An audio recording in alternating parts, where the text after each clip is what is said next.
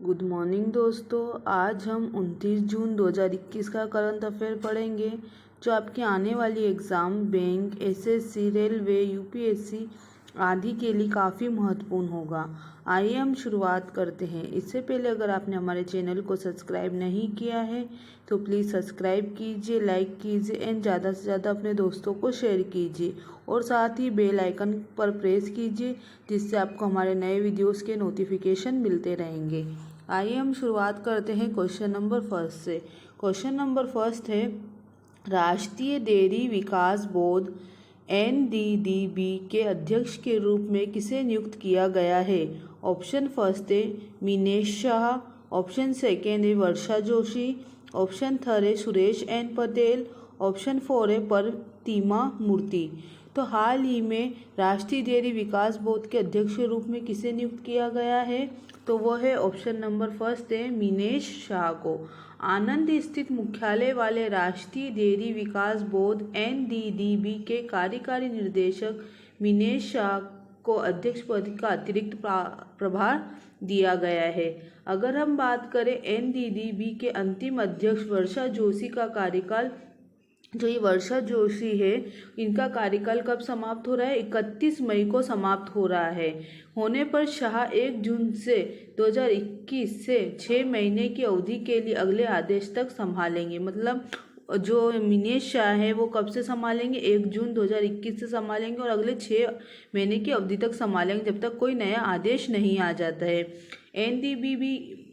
NDDB की स्थापना कब हुई थी? 1965 में हुई थी। कब हुई थी उसकी स्थापना? 1965 में हुई थी। और किसने की थी? तो वो वर्गीस कुरियन ने की थी। तो किसे बनाया गया? अभी अध्यक्ष का अतिरिक्त प्रभार किसको दिया गया है? तो दिया गया मिनेश शाह को।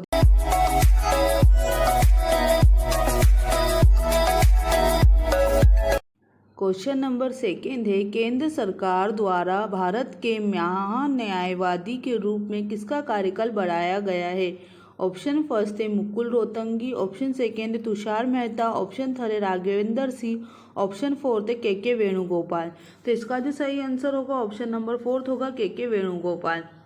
केंद्र सरकार ने अटॉर्नी जनरल के वेणुगोपाल का कार्यकाल 1 साल और बढ़ाकर 30 जून 2022 कर दिया है। कितना कर दिया है? 2022 तक अब वो कार्यकाल उनका रहेगा।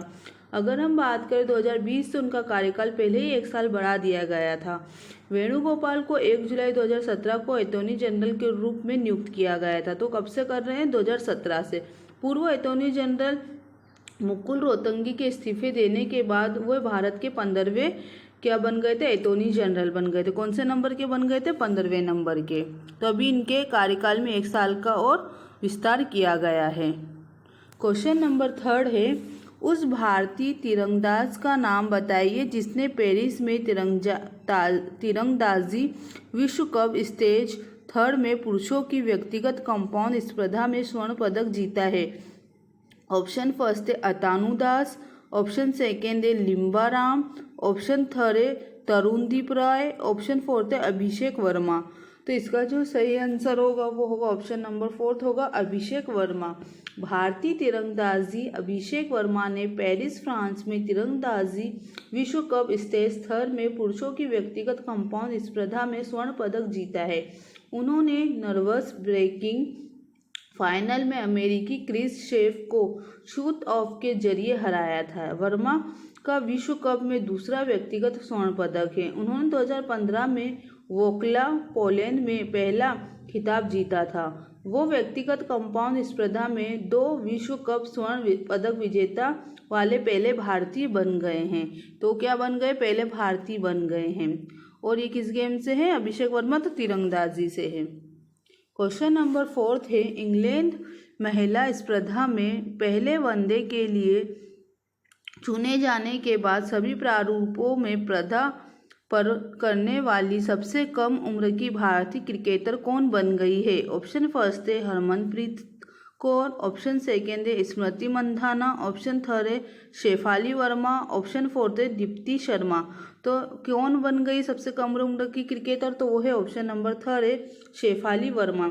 अगर हम बात करें इंग्लैंड वुमेन के खिलाफ पहले वनडे हेतु चुने जाने के बाद शेफाली वर्मा सभी प्रारूपों में पदार्पण करने वाली सबसे कम उम्र की भारतीय क्रिकेटर बन गई है।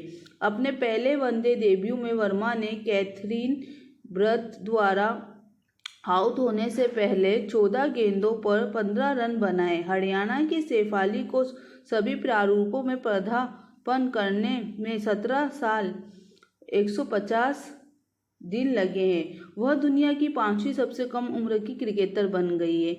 अगर हम बात करें तो कौन से नंबर की बन गई है? वो 5वीं नंबर की बन गई है। तो कौन है वो? शेफाली वर्मा।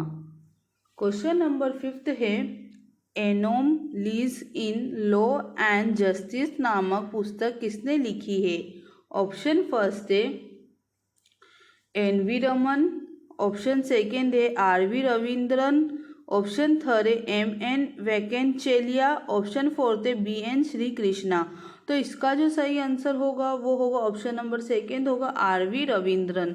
इन्होंने ही यह पुस्तक लिखी। कौन सी पुस्तक लिखी? Anomalies in law and justice. अगर हम बात करें भारत के मुख्य न्यायाधीश एन.वी. रमन्ना ने anomalies in law and justice पुस्तक का विमोचन किया। पुस्तक को पूर्व एस.सी. Justice RV. रविंद्रन ने लिखा था। वह पुस्तक में कानून के विभिन्न कमियों के बारे में बताते हैं जिसे दूर करने की ज़रूरत है। पुस्तक आम आदमी को यह समझाने का प्रयास है कि कानून और कानूनी व्यवस्था अभी भी विकसित हो रही है। तो इसके लेखक कौन है? आर.वी. रविंद्रन है। और अगर इसका विमोचन किसने किया था? तो एन.वी. रमन ने किया था। क्वेश्चन नंबर 6 है, हाल ही में कौन सा खिलाड़ी 109 गोल के साथ पुरुषों के अंतर्राष्ट्रीय फुटबॉल में ईरान के पूर्व स्ट्राइकर अली देई के साथ संयुक्त शीर्ष स्कोरर बन गए हैं? ऑप्शन फर्स्ट है सुनील छेत्री, ऑप्शन सेकेंड है लियोनेल मेसी, ऑप्शन थर्ड है क्रिस्टियानो रोनाल्डो, ऑप्शन फोर्थ है लूका मोद्रिक। तो इसका जो सही आंसर होगा वो होगा ऑप्शन नंबर थर्ड होगा क्रिस्टियानो रोनाल्डो। अगर हम बात करें क्रिस्टियानो रोनाल्डो संयुक्त रूप से शीर्ष स्कोरर करने वाले सर्वकालिक पुरुष अंतर्राष्ट्रीय खिलाड़ी बन गए। वह भारत में ईरान के दिग्गज अली देई के साथ बंधे हुए हैं। उन्होंने 1993 और 2006 के बीच 149 मैचों में 109 बार स्कोर किया था। क्रिस्टियानो रोनाल्डो ने 176 मैचों में 109 गोल के साथ पुरुषों के समग्र स्कोरिंग रिकॉर्ड को तय करने के लिए 2 पेनल्टी किए और फ्रांस के साथ 2-2 से ड्रॉ के बाद यूरोपीय चैंपियनशिप में पुर्तगाल 16 के दौर से आगे बढ़ा है। तो ये कौन बन गए हैं? क्रिस्टियानो रोनाल्डो शीर्ष स्कोरर बन गए संयुक्त रूप से। क्वेश्चन नंबर 7 थे, national skill development corporation NSDC और निम्न में से किसने डिजिटल स्किल चैंपियंस प्रोग्राम शुरू करने के लिए गठबंधन की घोषणा की है? ऑप्शन फर्स्ट है ट्विटर, ऑप्शन सेकेंड है स्नैपचैट, ऑप्शन थर्ड है व्हाट्सएप, ऑप्शन फोर्थ है लिंक्डइन। तो इसका जो सही आंसर होगा वो होगा ऑप्शन नंबर थर्ड होगा WhatsApp. National skill development corporation NSDC और व्हाट्सएप ने डिजिटल स्किल चैंपियंस प्रोग्राम शुरू करने के लिए गठबंधन की घोषणा की है। इसका उद्देश्य भारत के युवाओं को डिजिटल कौशल पर प्रशिक्षित करके उन्हें रोजगार देना है। इस कार्यक्रम के माध्यम से स्कूल और विश्वविद्यालय के छात्रों को डिजिटल और ऑनलाइन कौशल को आत्मसात करने के लिए प्रशिक्षित किया जाएगा, जिसका समापन डिजिटल स्किल चैंपियंस प्रमाणन के साथ होगा। तो किसने इसके साथ समझौता किया है? तो वो किया है व्हाट्सएप ने। क्वेश्चन नंबर 8 है, जून 2021 से केंद्रीय सतर्कता आयोग में केंद्रीय सतर्कता आयुक्त CVC के रूप में कौन कार्य करेगा? ऑप्शन फर्स्ट है अरुण गोयल, ऑप्शन सेकेंड है उदित सिंहल, ऑप्शन थर्ड है Suresh N Patel, option fourth है अभिनव कुमार। तो इसका जो सही आंसर होगा वो होगा ऑप्शन नंबर थर्ड होगा सुरेश एन पटेल। सतर्कता आयुक्त सुरेश एन पटेल केंद्रीय सतर्कता आयोग के केंद्रीय सतर्कता आयुक्त CVC के रूप में कार्य करेंगे। वे संजय कोठारी द्वारा प्रमुख रूप से अपना कार्यकाल पूरा करने के बाद नियुक्ति की आवश्यकता थी। आयोग का नेतृत्व CVC करता है और इसमें अधिकतम 2 सतर्कता आयुक्त हो सकते हैं। पटेल के अलावा एक और सतर्कता आयुक्त का पद अभी रिक्त है इसमें। तो अभी किसको बनाया गया, सुरेश एन पटेल को बनाया गया है, और एक और जो पद है वो अभी खाली है। क्वेश्चन नंबर 9 है, इंडिया रेटिंग्स एंड रिसर्च ईडाई द्वारा चालू वित्तीय वर्ष फाइनेंशियल ईयर 2022 के लिए जीडीपी में कितने प्रतिशत रहने का अनुमान लगाया गया है। ऑप्शन फर्स्ट है 8.7%, ऑप्शन सेकेंड है 9%, ऑप्शन थर्ड है 9.3%, ऑप्शन फोर्थ है 9.6%। तो इसका जो सही आंसर होगा वो होगा ऑप्शन नंबर फोर्थ होगा 9.6%। अगर हम बात करें कोविड 2.0 की तेजी से फैलने के कारण इंडिया रेटिंग एंड रिसर्च द्वारा चालू वित्तीय वर्ष 2022 के लिए जीडीपी वृद्धि के लिए माना गया है कि 10.1% का पुराना अनुमान संभव नहीं है। पहले कितना था, 10.1 था, जो अब इसको हटाकर कितना कर दिया गया है, 9.6 कर दिया गया है।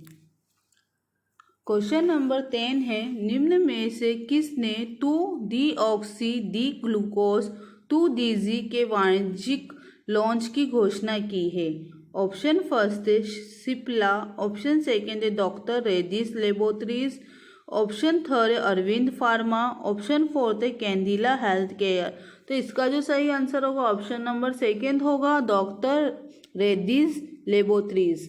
अगर हम बात करें डॉक्टर रेड्डीज लेबोरेटरीज ने 2-डीऑक्सी डी ग्लूकोज 2-डीजी के वाणिज्यिक लॉन्च की घोषणा की है। यह डीआरडीओ और कोविड-19 रोगियों के इलाज के लिए विकसित एक दवा है। अगर हम बात करें प्रत्येक पाउच का अधिकतम खुदरा मूल्य 990 रुपये निर्धारित किया गया है और यह सरकारी संस्थानों के लिए रियायती दर पर उपलब्ध होगी। तो किसने किया इसकी घोषणा, डॉक्टर रेड्डीज लेबोरेटरीज ने। क्वेश्चन नंबर 11 है, राष्ट्रीय सांख्यिकी दिवस कब मनाया जाता है। ऑप्शन फर्स्ट है 28 जून, ऑप्शन सेकेंड है 29 जून, ऑप्शन थर्ड है 26 जून, ऑप्शन फोर्थ है 30 जून। तो जो राष्ट्रीय सांख्यिकी दिवस है वो हर साल कब मनाया जाता है, तो वो है ऑप्शन नंबर सेकेंड 29 जून को। अगर हम बात करें इस बार के विषय की, तो वो था भूखमरी खत्म करना, खाद्य सुरक्षा को बेहतर पोषण प्राप्त करना और सतत कृषि को बढ़ावा देना इस बार का थीम था। अगर हम बात करें भारतीय सांख्यिकी के जनक कहे जाने वाले पीसी महालनोबिस स्वतंत्र भारत के पहले योजना आयोग के एक प्रमुख सदस्य थे। उनके ही जन्मदिन की जयंती के अवसर के रूप में इस दिवस को मनाया जाता है। तो कब मनाया जाता है, 29 जून को। क्वेश्चन नंबर 14 है, हाल ही में किसे मंगोलिया के सर्वोच्च नागरिक सम्मान से सम्मानित किया गया है। ऑप्शन फर्स्ट है कृतिकरंत, ऑप्शन सेकेंड है डॉक्टर शकुंतला थिलस्टेड, ऑप्शन थर्ड है मेघा राजगोपालन, ऑप्शन फोर्थ है आर.के. समरवाल। तो इसका जो सही आंसर होगा वो क्या होगा, ऑप्शन नंबर फोर्थ होगा आर.के. समरवाल इसका आंसर होगा। अगर हम बात करें इंजीनियर इंडिया लिमिटेड के अध्यक्ष और प्रबंध निर्देशक आर.के. समरवाल को महामहिम और मंगोलिया के सर्वोच्च नागरिक पुरस्कार the order of polar star से सम्मानित किया गया है। मंगोलिया के राष्ट्रपति मंगोलिया में पहली बार तेल रिफाइनरी की स्थापना में उनके द्वारा किए गए उत्कृष्ट योगदान को मान्यता देते हैं। मंगोलिया सरकार की ओर से यह पुरस्कार मंगोलिया के दूतावास में आयोजित एक समारोह में भारत के लिए मंगोलिया के राजदूत महामहिम गोचिस गनबोल द्वारा प्रदान किया गया था। तो किसको दिया गया है, अभी मंगोलिया का सर्वोच्च नागरिक सम्मान तो दिया गया आर.के. समरवाल को दिया गया है। अगर हम बात करें मंगोलिया की राजधानी की तो उलान बतोर है, और अगर मुद्रा की बात करें तो मंगोलियाई टोंगरोंग है, और अगर मंगोलिया के किसकी बात करें राष्ट्रपति की बात करें तो उखना खुरेलसुख वहाँ के जो है राष्ट्रपति हैं। क्वेश्चन नंबर 13 है, हाल ही में Spanish princess of Asturias literature award से किसे सम्मानित किया गया है। ऑप्शन फर्स्ट है थॉमस विजियन, ऑप्शन सेकेंड है मारिया रेसा, ऑप्शन थर्ड है इमानुएल केरे, ऑप्शन फोर्थ है नुकुल फोम। तो इसका जो सही आंसर होगा ऑप्शन नंबर 3 होगा इम्मानुएल केरेर। अगर हम बात करें कि अभी किसको दिया गया है Spanish princess of Asturias literature award, तो वो दिया गया है फ्रांसीसी लेखक के इम्मानुएल केरेल, उनको यह पुरस्कार दिया गया है। क्वेश्चन नंबर 14 है, हिमाचल प्रदेश उच्च न्यायालय के कार्यवाहक मुख्य न्यायाधीश के रूप में किसे नियुक्त किया गया है? ऑप्शन फर्स्ट है न्यायमूर्ति रवि विजय कुमार मलिमथ, ऑप्शन सेकेंड है न्यायमूर्ति संजय यादव, ऑप्शन थर्ड है न्यायमूर्ति लिगम्पा नारायण स्वामी, ऑप्शन फोर्थ है न्यायमूर्ति हिम्मत कुमार। तो इसका जो सही आंसर होगा, अभी किसको हिमाचल प्रदेश के उच्च न्यायालय में कार्यवाहक मुख्य न्यायाधीश के रूप में नियुक्त किया गया है, तो वो है ऑप्शन नंबर फर्स्ट है न्यायमूर्ति रवि विजय कुमार मलिमथ को नियुक्त किया गया है। वे हिमाचल प्रदेश उच्च न्यायालय के मुख्य न्यायाधीश न्यायमूर्ति लिगम्पा नारायण स्वामी के सेवानिवृत्त होने के परिणाम स्वरूप 1 जुलाई 2021 से मुख्य न्यायाधीश के कार्यालय में कर्तव्यों का पालन करेंगे। तो ये अपना कार्यभार कब से संभालेंगे? 1 जुलाई से। 25 उच्च न्यायालयों के मुख्य न्यायाधीश और न्यायाधीश 62 वर्ष की आयु में सेवानिवृत्त होते हैं। तो अभी इनको कहाँ का बनाया गया है? हिमाचल प्रदेश का। क्वेश्चन नंबर 15 है, हाल ही में विदेशी कामगारों के लिए दुनिया का सबसे महंगा शहर किसे घोषित किया गया है? ऑप्शन फर्स्ट है अशगाबाद, ऑप्शन सेकेंड है बेरूत, ऑप्शन थर्ड है टोक्यो, ऑप्शन फोर्थ है हांगकांग। तो इसका जो सही आंसर होगा ऑप्शन नंबर फर्स्ट होगा अशगाबाद। अगर हम बात करें मध्य एशिया के तुर्कमेनिस्तान की राजधानी है अशगाबाद को विदेशी कामगारों के लिए दुनिया का सबसे महंगा शहर घोषित किया गया है। कंसल्टेंसी फर्म मर्सर द्वारा 2021 के कॉस्ट ऑफ लिविंग सर्वे में यह शहर सबसे ऊपर है। हांगकांग दूसरे नंबर पे है। अगर हम बात करें हांगकांग की, तो कौन से नंबर पे? दूसरे नंबर पे है। और अगर इसके बाद बात करें हम लेबनान की, और टोक्यो का स्थान इसमें रहा है। तो लेबनान के जो बेरूत है उसका स्थान है, और जो जापान है का टोक्यो है उसका स्थान रहा है हांगकांग के बाद। अगर हम बात करें कि जो हमारे भारतीय शहर है मुंबई, उसका जो इसमें स्थान है 78 है और भारत का सबसे महंगा शहर बना हुआ है। और अगर हम इसमें सूची में बात करें दिल्ली की, तो दिल्ली को जो स्थान मिला है 117 मिला है, और बेंगलुरु को इसमें 170 स्थान मिला है। अगर आपको मेरा ये वीडियो पसंद आया है तो प्लीज़ मेरे चैनल को सब्सक्राइब कीजिए, लाइक कीजिए एंड ज़्यादा से ज़्यादा अपने दोस्तों को शेयर कीजिए। और आप कमेंट करके भी बता सकते हैं आपको हमारा ये वीडियो कैसा लगा है। और अगर आपको हमारे इस वीडियो का PDF चाहिए तो हमारे डिस्क्रिप्शन बॉक्स में लगे लिंक से आप इसे डाउनलोड कर सकते हैं। Thank you.